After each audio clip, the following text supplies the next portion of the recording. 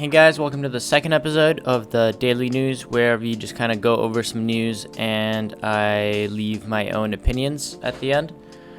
So today we're going to be diving into a couple of interesting topics. So here we have an article that says that Jeff Bezos' trip was actually a Rivian ad in disguise because they used a Rivian car. And obviously the trip was live streamed and a lot of different networks picked it up. And they just drove in a Rivian vehicle. But I don't know how really true this is, because SpaceX kind of does the same thing. They just drive in Teslas. But interesting note. Next one is GM confirms third electric pickup truck ahead of Hummer production. So this one's actually interesting for me because this is going to be the electric version of the Silverado, but the Hummer isn't even out yet. So I just feel like GM is just kind of trying to push it and be in the news that they're making a bunch of electric cars. If you haven't even seen the Hummer in action, there's some videos that you can look up on YouTube that the whole Hummer EV is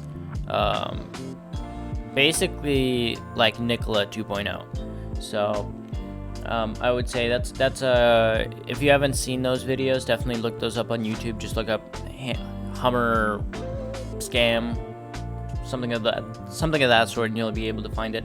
But they break down how it's actually pretty wild what's GM doing, and it's not their first time either, so they've done this before. Then this is actually something more promising for GM, and it's they're hiring Nio and Lyft executives. So they basically also hired Postmates vice president of engineering. I think this is good for GM. They're definitely starting to hire people for the software side, which is definitely important in the electric vehicles. So I think this is pretty good news for GM. Next, you have space tourism tax. So Congressman announces a new plan after Blue Origin launch. Basically, they want to tax space travel. I think this is just an interesting topic to keep an eye out on, to see how it's going to affect the different companies like Virgin, SpaceX, Blue Origin, and then whatever that small little company is. There's like a tiny one that sends small probes into space, basically. This, I'm kind of don't agree with this article, but this says United expects full rebound growth for this metric.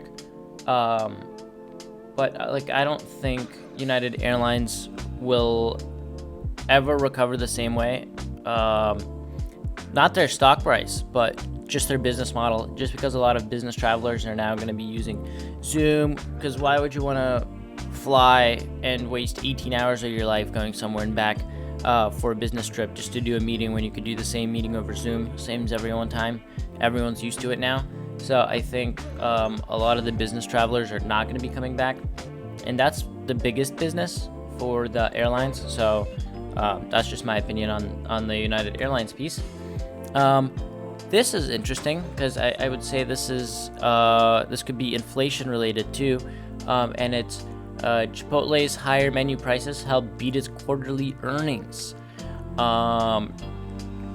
So as one of these comments here says, it is good that the U.S. government doesn't include food, fuel, or housing in inflation statistics. Otherwise, it would really appear that inflation is rampant.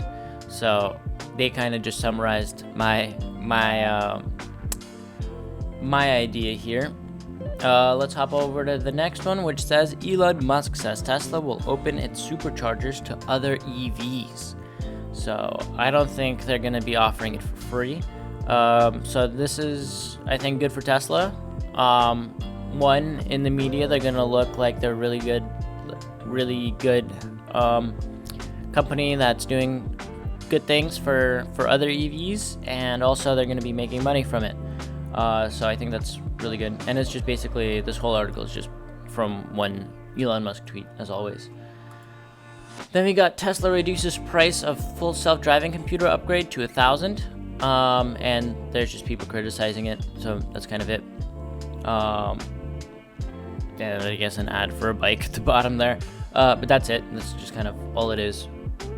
And one guy got banned, apparently, blocked by Elon Musk from criticizing it, which I think is pretty funny. I hate the way this headline is done. It's like the same way as doctors don't want you to know this one simple trick. But basically is Amazon is stopping the COVID on-site testing for their workers, which they were kind of hyping before during the pandemic, and now they're testing it in the middle of this Delta variant. So that's going to be interesting to see how many employees they're going to be cycling through during this new wave. Talking about this new wave, you got Johnson & Johnson vaccine is less effective against Delta variant.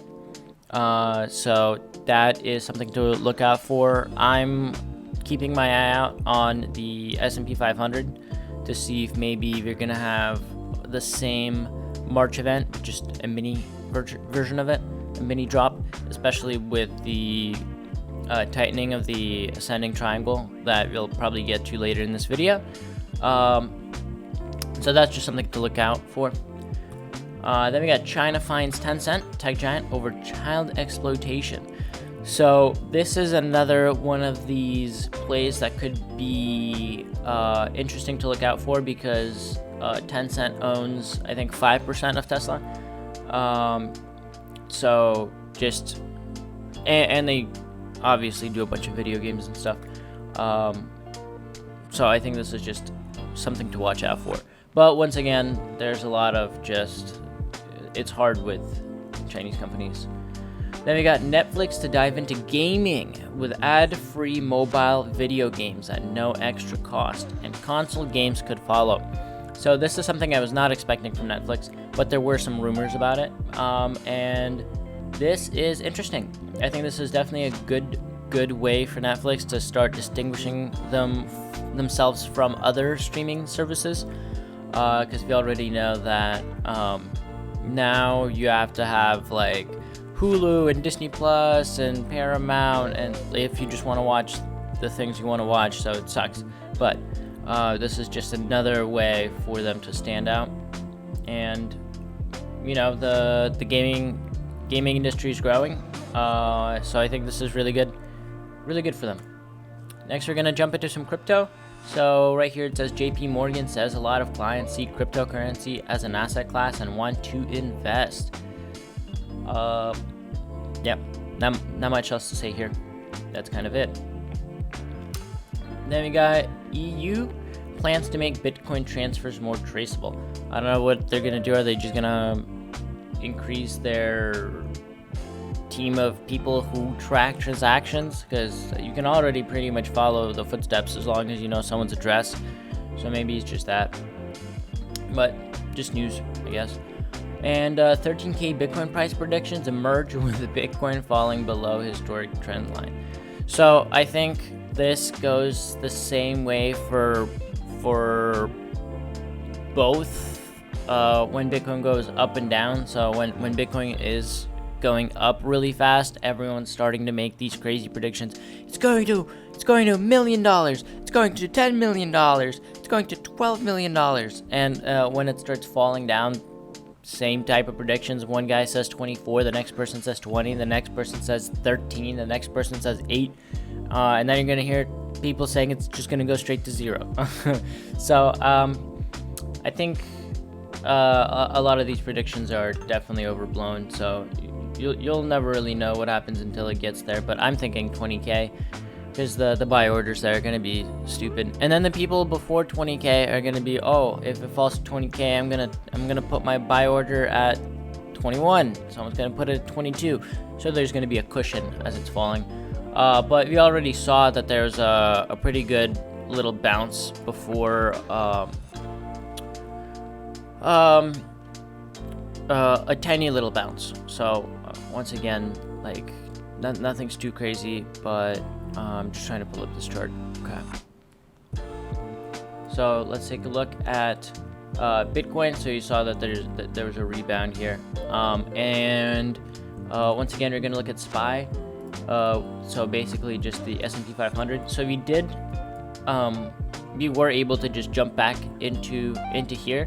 So as soon as we break out of this, I'm just going to be getting some puts on SPY.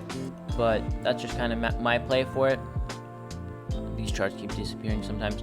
But as you can see, when it gets closer to the tightening, like even around here, I would probably say is probably a better idea to just be safe and hedge against the market. That's what I'm planning on doing. Obviously, you're not supposed to follow my ideas or take anything that I say as any advice. But that's just my ideas on the current things and the current news. So hopefully you guys enjoyed this daily episode number 2. And I'm just going to be trying to make these better because it's something new that I'm trying out. So hopefully you guys enjoyed this. If you like these, let me know. And I will see you guys in the next one. Peace.